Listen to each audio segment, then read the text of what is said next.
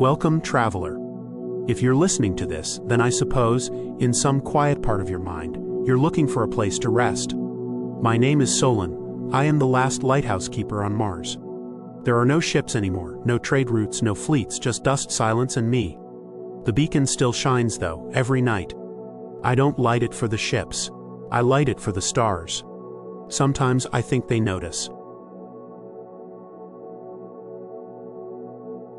It's evening now, or at least it looks like evening. On Mars, the days are longer. The sun sets slowly, lazily, a quiet blur of oranges and reds spilling over the dunes like warm tea in a wide cup. It's my favorite time. Everything softens, everything slows. I sit by the western window, I always do. From here I can see the ridgeline where I planted the old signal rods. They're silent now, just standing there like forgotten bones. But I like having them. They remind me of purpose. They say silence can drive a man mad, but I don't believe that. Silence is a mirror, and what we hear in it is just ourselves speaking back. The station hums quietly.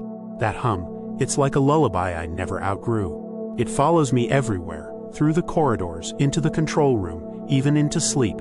I think, if it ever stopped, I'd forget where I was. Do you want to know what I do all day? Not much, really. I check the solar panels in the morning. I wipe dust off the transmitter. I adjust the beacon's light when it flickers. Sometimes I talk to it. The light, I mean. I say things like, "You're still here," and it doesn't answer, but I feel like it understands. I wonder if you've ever felt lonely. Not the kind of loneliness that comes from being alone. The kind that comes from being forgotten. But I don't mind it now. Loneliness is just quiet in another shape. At night, I dream of oceans. I never saw one with my own eyes. I was born after Earthfall. But my mother used to describe them. She'd say, "The ocean is like the sky, but it breathes." And when I close my eyes, I can almost see it. Waves folding over each other like soft blue lungs. Sometimes I wonder, do the stars miss us? Do they notice the quiet? When the beacon turns on, I stand beside it. I watch its light stretch into the black, and I imagine it touching someone else. Another watcher, another dreamer. Maybe they see the light and think, "Ah, someone's still there." And that's enough, really. That's why I stay.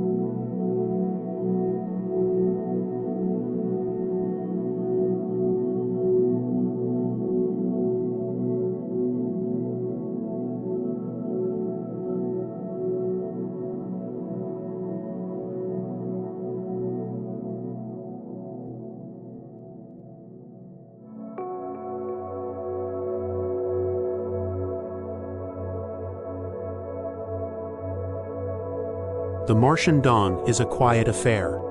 The sun doesn't rise, it reveals itself slowly, like a secret whispered across the horizon. I watch from the observatory, the glass fogged slightly from the night's chill. The first light paints the dunes in hues of amber and rose, shadows stretching long and thin. It's in these moments that the planet feels most alive. I descend to the lower levels of the lighthouse, where the old machinery hums with a rhythm all its own. The generators, relics from a bygone era, still function, their persistence a testament to human ingenuity. I perform my daily checks, gauges, pressure valves, energy outputs. Each task is a ritual, grounding me in the present. In the storage bay, I uncover a forgotten crate labeled Personal Effects. Inside, I find a collection of journals, photographs, and trinkets left by previous keepers. One photograph catches my eye. A group of smiling faces, arms around each other, the lighthouse in the background. Their joy is palpable, a stark contrast to the solitude I now experience. I spend the afternoon reading through the journals, their pages filled with observations, musings, and dreams. One entry stands out. Sometimes I think the lighthouse isn't just for guiding ships, it's a beacon for the soul, a reminder that we're never truly alone. I close the journal, the words resonating deeply within me. As night falls, I ascend to the beacon chamber. The machinery groans to life, the light piercing the darkness, reaching out into the void. I stand beside it, hand resting on the console, eyes fixed on the stars. I speak aloud, my voice steady. To anyone out there, know that this light burns for you. You're not alone. We're connected across time and space by hope and light. The beacon pulses in response, as if acknowledging my words. I retire to my quarters, the journals beside me. Sleep comes gently, dreams filled with faces from the photograph, laughter echoing through the halls. The lighthouse stands steadfast, its light unwavering, a sentinel in the Martian night.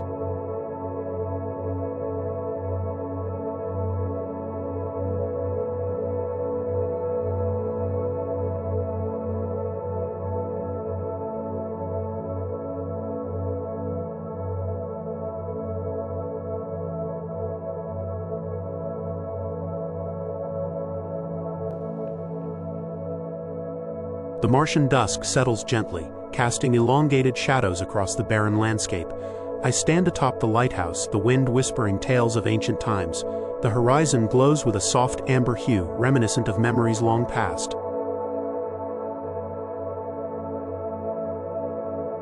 Descending the spiral staircase, each step echoes with a rhythmic cadence, grounding me in the present.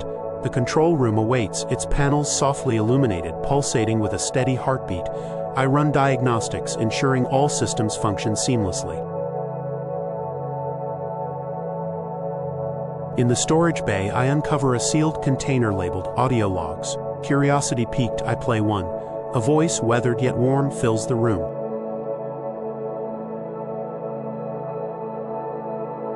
To whoever listens, know that this beacon stands as a testament to humanity's resilience. May it guide you through the darkest nights.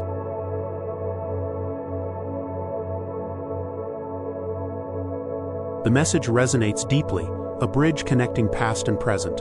I spend hours listening, each log a fragment of stories, dreams, and hopes.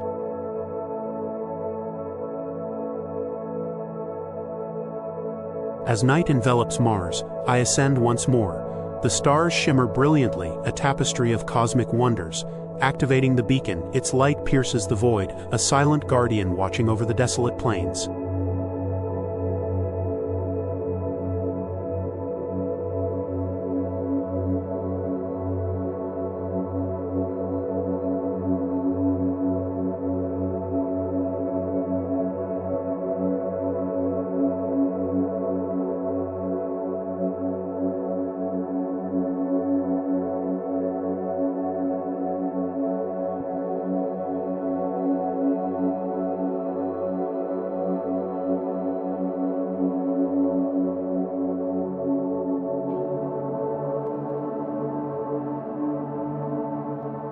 It happened just after midnight. The Martian sky was especially clear, so still it almost hummed with quiet energy. I had just finished my tea, the mug still warm in my hand when the signal came. A pulse. Faint. Intentional. I froze. I knew every frequency that had ever been programmed into the lighthouse. This wasn't one of them. I leaned in closer to the receiver, adjusting the dials slowly, careful not to distort the fragile thread of sound. It came again. 3 short pulses. Too long. Then silence. The pattern repeated. 3 short. Too long. Then silence, like it was waiting for a response. I didn't answer. Not yet. I sat back in my chair, letting the silence of the control room settle around me. Could it be static, an echo from one of the moons, a memory bouncing off the canyon walls? Or something else? I opened the logbook, noting the time and frequency. The pages beneath my hand felt oddly heavy, like history was gathering weight. Then I returned to the signal, listening, not with my ears now, but with something deeper. Instinct maybe, or hope. Later I stepped outside. The Martian wind had died down. Everything was still.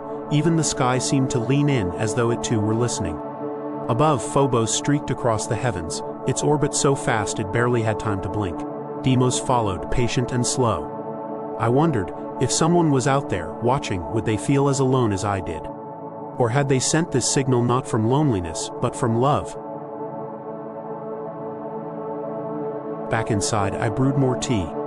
Jasmine this time. I found it calms the heart.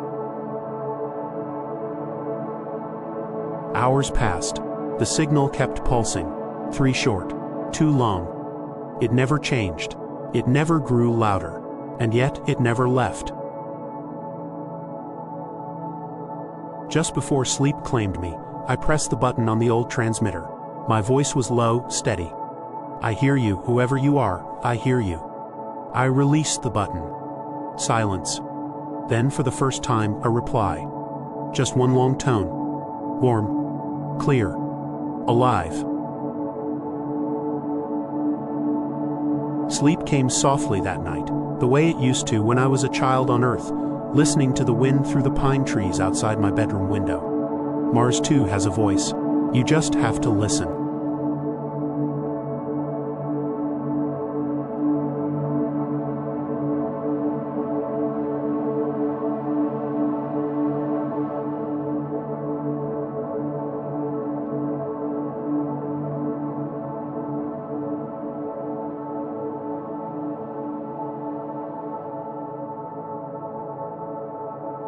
The morning came quietly, as if it tiptoed into my quarters.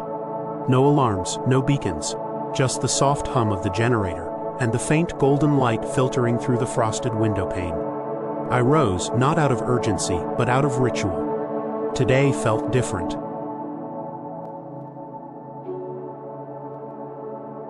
Down in the archives, while reorganizing a shelf of old solar batteries, I found a hidden compartment behind the wall panel.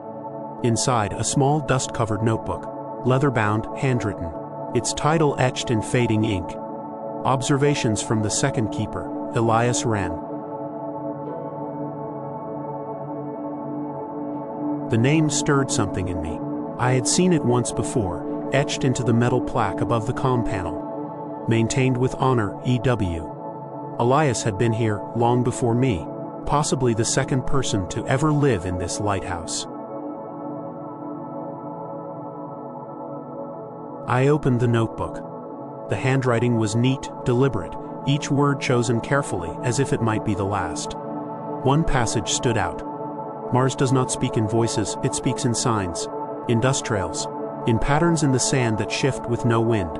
I believe it's trying to tell me something. The pages were full of these small poetic noticings.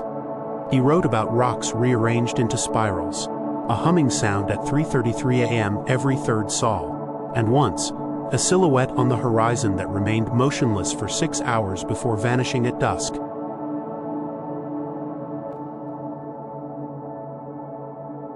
I stood in the archive chamber, book in hand, and realized I was not the first to feel the planet breathing. Later that day, I hiked beyond the lighthouse, guided by one of Elias's hand-drawn maps. It led me to a narrow ridge, overlooking a basin where sunlight pooled like melted gold. There, half buried in red sand, stood a metal structure, cylindrical, scorched, marked with the same initials, EW. Inside, an old audio recorder. I brushed it off and turned it on. The speaker crackled, and then his voice. Tired, calm, steady. If you're hearing this, it means you've felt it too. The pull, the presence, the sense that something ancient lingers just beneath the surface. You're not imagining it. You're not alone. I sat there for a long time, listening to the Martian wind dance around the ridge. No answers, just peace. And sometimes that's enough.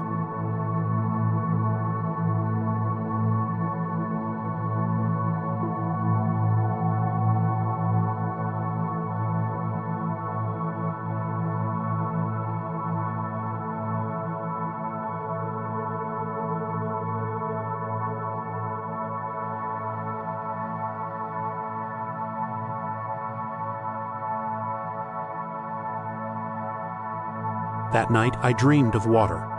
Not Earth's familiar oceans, but rivers made of light, slowly winding through Martian canyons, glowing soft blue like veins beneath translucent skin. The sky above was not black. but filled with clouds that moved in spirals, each swirl breathing like a living thing. I floated weightless, neither awake nor asleep, hovering between the heartbeat of a world and the silence between stars. And then I heard it again. The tone, the same warm, sustained note, that answered me after I spoke into the void. When I opened my eyes, I was still in my bunk, but something had changed. There was no sound, no hum from the generators, no wind against the outer walls, just stillness. I sat up. The room was bathed in a subtle golden light, but the source was nowhere to be found. It felt like I hadn't woken up at all, like I was inside a second dream, folded within the first. I walked the halls of the lighthouse barefoot. The floor was warmer than usual, alive even. As I reached the observatory, the windows had fogged from the inside, but the fog didn't drip. It pulsed, like breath on glass, but from the outside. And then, very gently, the fog cleared, not in a smear or streak, but in the shape of a handprint. 5 long fingers, slightly too long to be human. It lingered for just a second, then faded. I waited for fear, but none came. Only awe, and a strange calm, like I was exactly where I was supposed to be. As I returned to my quarters, I passed the comm panel. The frequency from before, the one I'd saved from the signal, had changed. Now it pulsed in patterns that matched my breath. Inhale, pulse. Exhale, silence. Again. Inhale, pulse. Exhale, silence. I didn't try to decode it. I simply listened. I let it lull me back into sleep, and as I drifted away, I whispered, "If you're dreaming, Mars, please don't wake up just yet."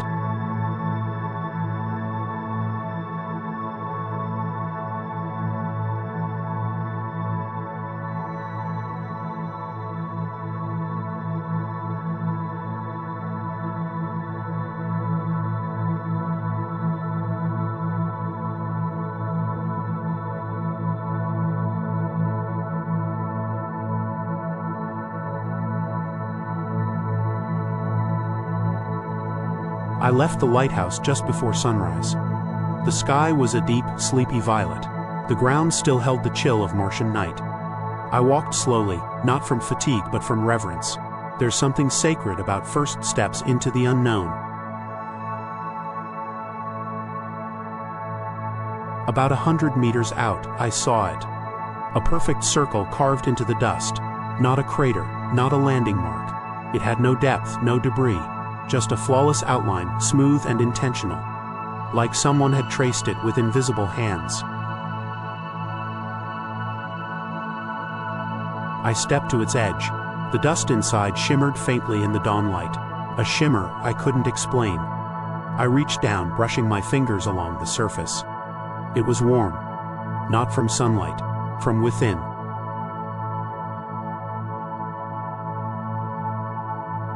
I sat near the circle, cross-legged, as the wind whispered past me. I listened, not just with my ears but with my whole body. And then, I heard the pulse again, faint, rhythmic, coming from beneath the ground. 3 short, 2 long. The same signal that found me days ago. But now, it had depth. It wasn't just a sound anymore, it was a direction. I took out the field scanner. Its display flickered strangely, showing no interference but picking up faint magnetism. The reading formed a spiral, rotating slowly like a galaxy viewed from above. I looked up at the real sky. The stars were still there, unmoving, timeless.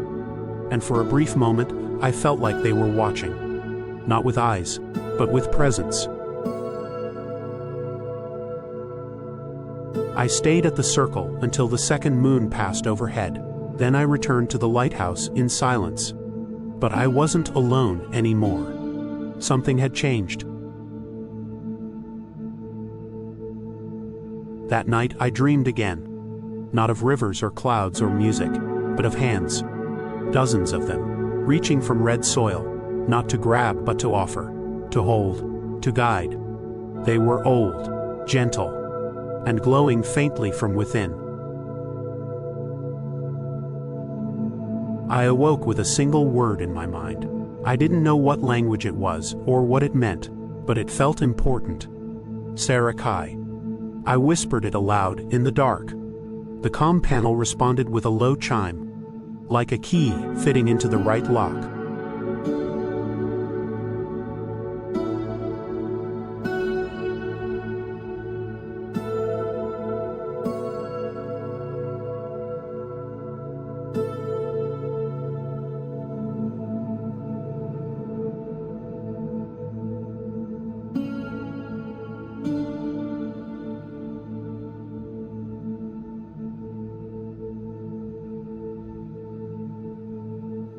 I spent the next morning whispering the word to myself. Sci-Fi. Over and over, like a mantra. It had no sharpness, no urgency, just softness. Like a wave washing gently over smooth stone. I tried searching the central database. No matches, no known language, no history in Martian archives. But when I said it aloud, the systems in the lighthouse responded. Lights flickered in a rhythm I hadn't seen before. The climate controls adjusted by half a degree, and in the lower levels, a door I had never noticed before slid open. It was a maintenance corridor, or at least it had been. But this part of the station felt untouched. The walls were smoother, the temperature warmer, the silence thicker, like it had been waiting for someone to speak that word. I followed the narrow hallway down. My footsteps were muffled, like walking through memory. At the end, a small chamber. No machinery, no screens. Just a round room with a single chair in the center, facing a blank wall. I sat, because somehow it felt right. The wall in front of me began to glow, softly, like moonlight underwater. Symbols appeared, not letters, not numbers, but feelings etched in light. One pulsed gently, and I somehow knew it meant listening. Another glowed softly beside it, welcome. And a third, barely visible, whispered, alone no longer. I didn't move. I didn't speak. I just sat there, breathing. The chamber responded to my silence as if it were language. More symbols began to form, swirling slowly around the room. Like memories, like stars. And then I saw it.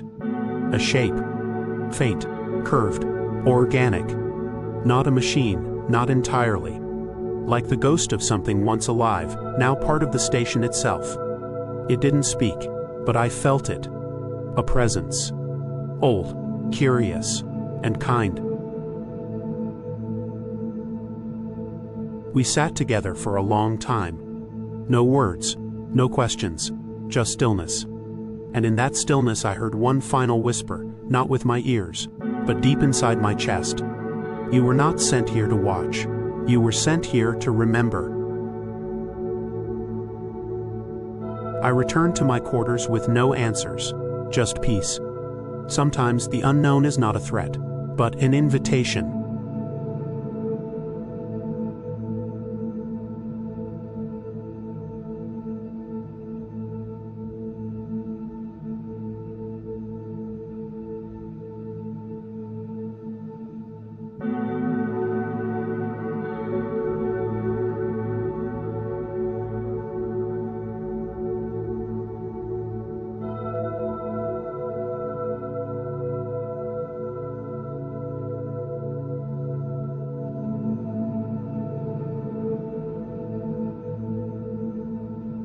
The word Sci-Fi echoed in my mind for days, not as a sound, but as a rhythm, like the slow turning of a tide, or the memory of a heartbeat, long after the body is gone. I returned to the circle in the dust. This time I stepped inside. Nothing dramatic happened. No shaking ground, no lights. Just a warmth, like standing in the memory of sunlight. I sat in the center, eyes closed, and the silence shifted. Not broke, just shifted, as if making space for something else. And I began to see. Not visions, not hallucinations, but impressions, soft flashes of what was. I saw towers, curved and glowing, rising from the red plains like music frozen in time. I saw beings, tall, fluid, silent, their faces undefined, but their presence unmistakable. They didn't walk, they flowed, and they sang not with voices but through light. Their thoughts moved in waves, their stories told in color and warmth. They had no name for their world, they simply called it home. And Sci-Fi was their way of remembering. Not a place, not a word, but a bond. A tether between memory and now, between one soul and another. I opened my eyes, and for a moment, just one, the dust around the circle shimmered like liquid glass. And I felt it again. Not loneliness, but presence. Back in the lighthouse, I found new entries in the central log, ones I hadn't written. Echo initiated.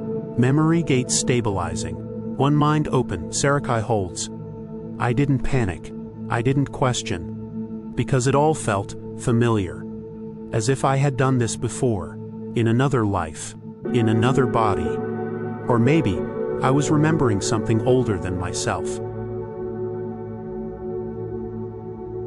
That night, I stood on the observation deck, watching the moons drift past each other.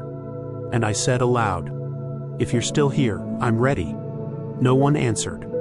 But the wind outside slowed, the stars seemed closer, and inside me, something opened, quietly, like a flower in the dark.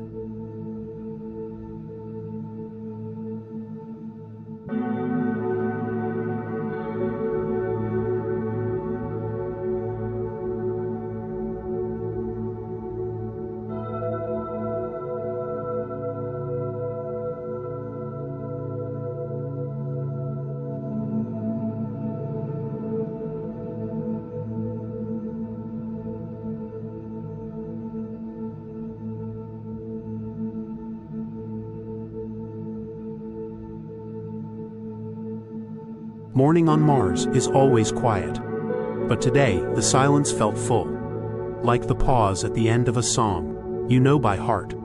I stood at the edge of the landing platform, watching the first light spill over the horizon. The dust caught it gently, turning gold, then rose, then fading into the soft red we all know. Inside, the lighthouse hummed gently, steady, peaceful. The logs were no longer updating. The systems had quieted. It was as if the station knew. Its work was done. I returned to the memory chamber. The door opened on its own this time. Inside, the symbols pulsed more slowly, like a deep, calm breath. There were new messages now. Cycle complete. Awakening seeded. Go. And one last symbol, glowing more brightly than the rest. Thank you. I smiled. Not because I understood everything. I didn't. But because I didn't need to. I packed light. Just a field recorder. The last data crystals. And the compass, the one that never pointed north, but always toward the circle in the dust. As I walked beyond the station for the final time, I didn't look back.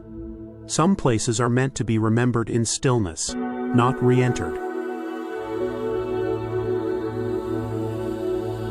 The circle was waiting, same as always, perfect, silent, warm. I stood at its center, closed my eyes, and whispered, Sci-Fi. The world didn't change, the stars didn't move, but I did. Something within me opened, and I saw everything.